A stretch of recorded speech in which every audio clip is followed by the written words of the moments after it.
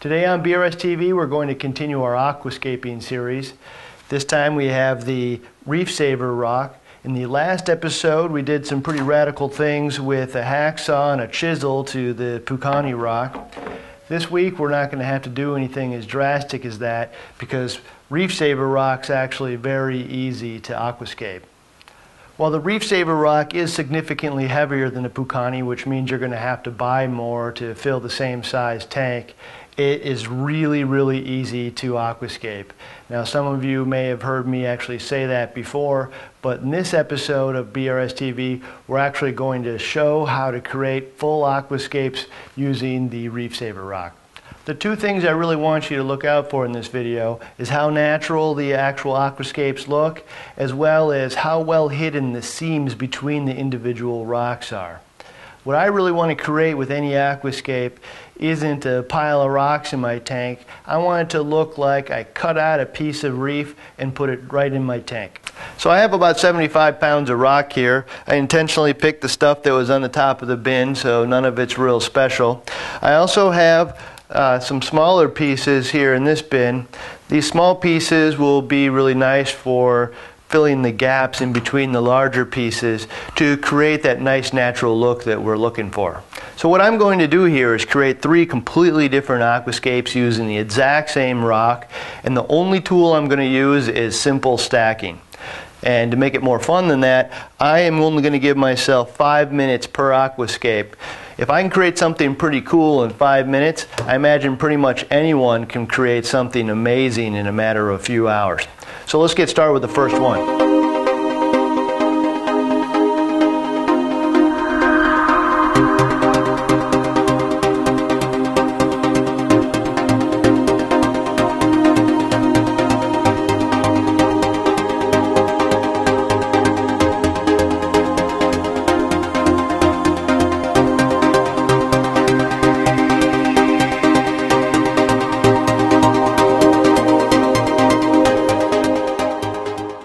I don't think this turned out half bad for only spending 5 minutes on it. As you can see, most of the pieces interlock together pretty well, and you can create rather large cave effects with stacking alone. However, once you have the whole aquascape complete, it wouldn't be a bad idea to epoxy some of the looser pieces together. Now you'll notice that some of the seams where the rocks meet each other are relatively well hidden as well, which creates a really natural, seamless look. If I had hours to work on this rather than 5 minutes, it would look even better. So the next type of aquascape we're going to try is the island effect.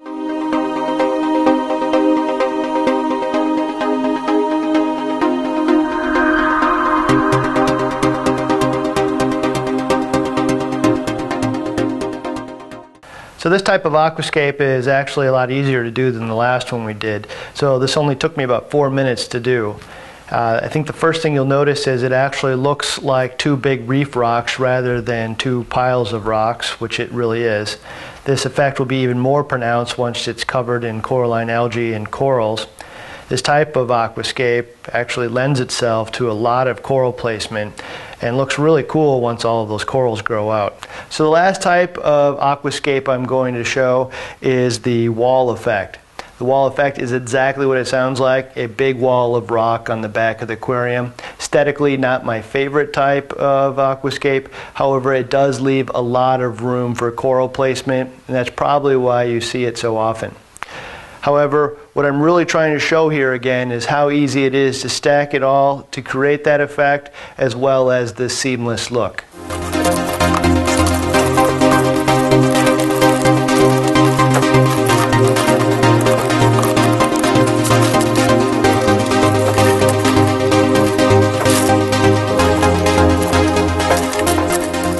So this type of aquascape is so easy, it only took me 3 minutes to do. And while it's not my favorite type of aquascape, we are going to be able to fit a lot of corals on it. And if you look at it, all the pieces did fit together extremely well, almost seamlessly, and it does look pretty natural. So that about sums up this episode of our aquascaping series. Keep an eye out for the next episode. If you want to be notified when it comes out, subscribe to our YouTube channel or our newsletter. Thank you for watching BRStv.